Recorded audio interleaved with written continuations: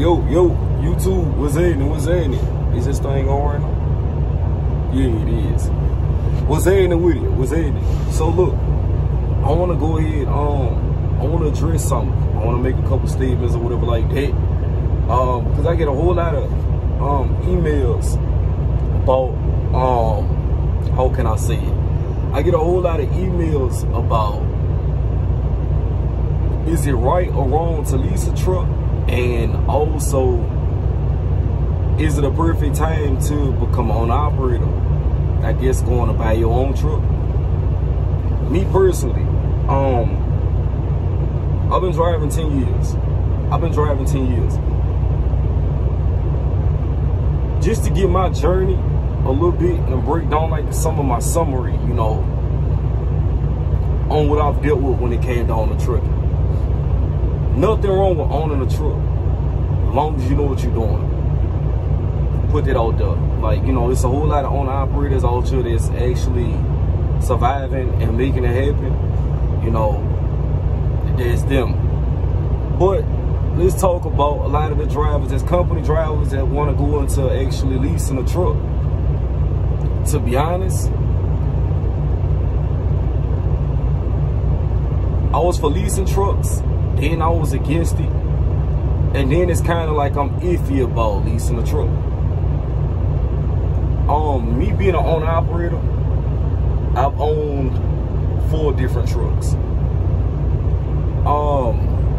To be honest, I feel like I had more headache when I owned the truck. It was more so of every week you trying to meet that quota, you know, that revenue amount that you need to make in order to take home a decent paycheck, put a percentage to the side for maintenance, make sure that, you know, you're still able to invest back in yourself, you know, through IRA accounts and trust funds, things of that nature to set up for your kids and have, you know, tuition and stuff. It's like every week you trying to really work your equipment to make sure that you can take care of all of the extras that is outside of trucking. Me personally, if you go into leasing, everybody knows that when you do that lease purchase program, you're going to end up paying for that truck 2 or 3 times. You know, that's what they get you with. But the advantage of that is, even when that truck goes down, they make it mandatory for you to have that maintenance account. So you don't really see it coming out of your pocket. If you have that maintenance account as an owner-operator, you actually see that coming out of your pocket. If you're not making enough money to actually go through being an owner-operator, and you have a breakdown and you don't have like a rider maintenance account or a rush center maintenance account or whatever like that, you will actually see that money come out of your pocket. Leasing a truck is not 100% bad, you know. Like I say, when it comes down to maintenance, they's already taking out of your settlement. You know, they take out a certain percent, or they put a certain amount of money to the side every week so that you can pay for maintenance and breakdown in that truck. A lot of times when you do lease a truck, these trucks already have warranties on them, and they might even have extended warranties. With me owning a truck at the moment, and me just coming out with I'm not stupid by a long shot. If I'm doing something and I'm not making the money, I'm not gonna keep running my equipment. I'd rather run somebody else's equipment. Major carriers are the only ones that seem like they're really moving. So why not go and pull one of their trucks? To lease a truck, what you think about making a couple extra $100, maybe $1,000 max, you know, every week? There's nothing wrong with it, you know. My view on when I first started driving trucks, it was, if I'm a company driver, one day I do want to own my own truck. All right, cool.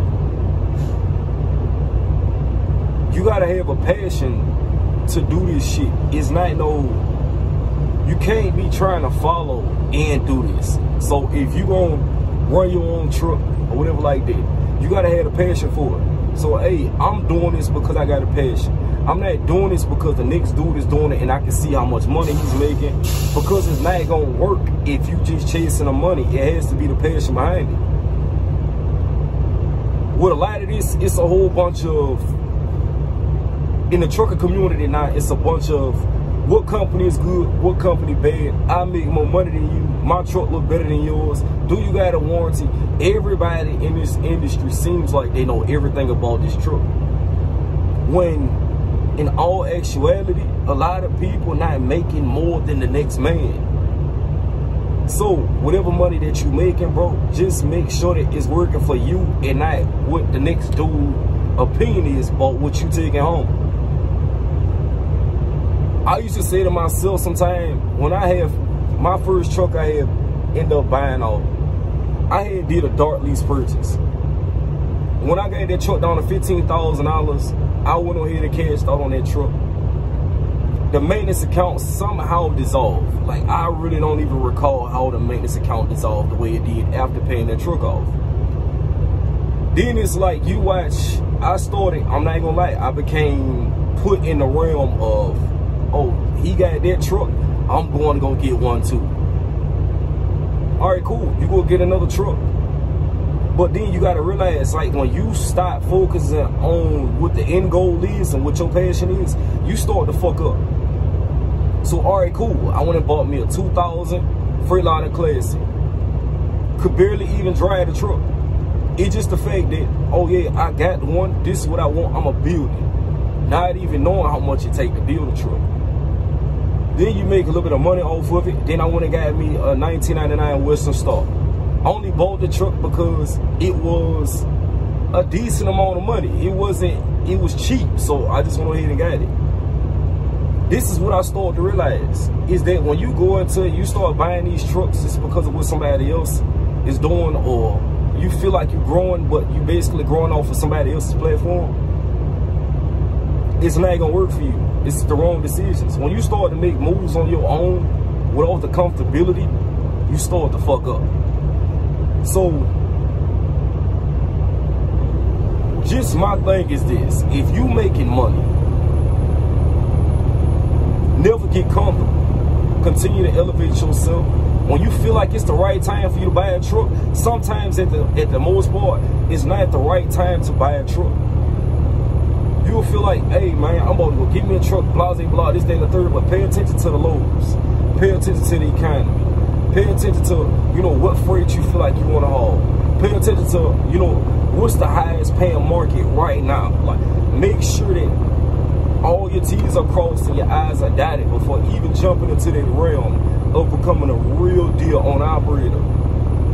It's nothing wrong with it. My thing, I used to also have this thing like, I want to own a lot of trucks. That's what I had in my mind. My granddaddy did it, and he was very successful. Retired from the Marines, all tight, and I'm just thinking to myself, like, I want that many trucks. It's nothing wrong with having a dream. I just thought to myself, like, man, I need this many trucks, I need to do this, I need to do that. All right, cool. Once I started doing it, it's like, I just didn't know what the preparation of maintenance was at all. So,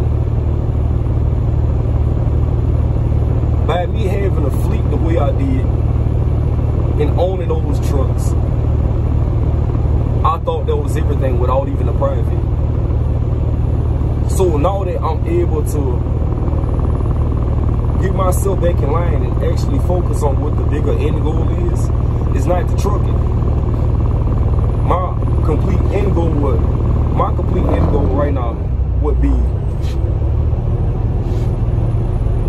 just being comfortable. Just be comfortable. It's not how much money I could possibly make. It's just me being comfortable. I'd rather just be comfortable than sit back and know that, you know what I'm saying, I got this as an overhead, I got that as an overhead, I gotta pay for this every week, I gotta make sure that I'm making this amount of money. I'd rather just be comfortable. Well, being comfortable, that means you gotta adjust your lifestyle. Like, you gotta just, you know, how much money you spend on clothes, how much money you spend on cars, how much money you spend just bullshit. You adjust your lifestyle for a little bit, reach the goal that you want, get comfortable, and figure out a whole nother strategy outside of trucking to make you more income, a residual. Once you place up a residual and it's actually doing better than your trucking industry or your trucking company, or somewhat near to what you make it, then it's when you jump into, I can move on to the next step. So if you're a company driver and you got it all planned out, you got it all sorted out, for you to jump into being a lease driver, jump into being a lease driver. If you feel like at home everything is comfortable, before you start that business, make sure at home is good before you start investing into yourself. Make sure your plan is already strategically planned out before you jump into that lease. Yeah, it's more money, but you got to also remember, when you go down, that truck payment is still due if that lease is set up incorrectly. If they not gonna spot you on that lease, that's something you don't need to be in. Because if your truck break down, them trucks need to come with warranties. Should nothing come out your pocket.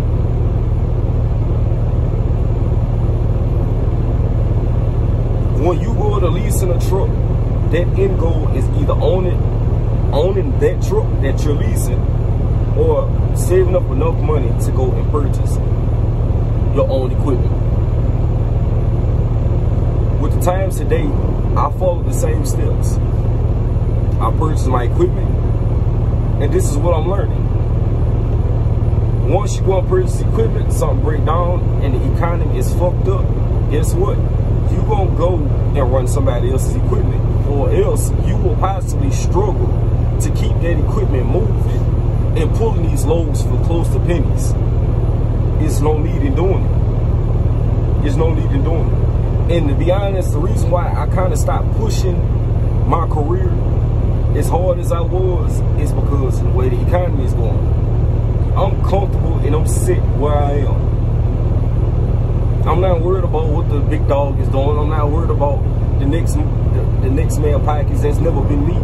But as long as you're comfortable along your journey and you actually enjoy this shit, if this shit starts to feel like a job, you don't need to do it. If you enjoying it, this is what you love to do, continue doing it. But if it starts to feel like a job, bro, something is wrong. You know, I ain't want to make this video too long or whatever like that. But just on my experience, being an owner-operator and being a lease operator, once again, it's two different things. It's nothing wrong with you leasing a truck. Just know that when you become an owner-operator, you own that equipment. 50,000 cash probably wouldn't even solely give you a cushion as an owner-operator. Not what today is. Maybe 5 years ago, 50,000 probably get you somewhere as a cushion. Maintenance, a fucked up week, the extra cushion to hold you over until, you know what I'm saying, you can get your truck back rolling the way you need to, whatever like that. Today, 50,000 ain't no cushion, just to be honest.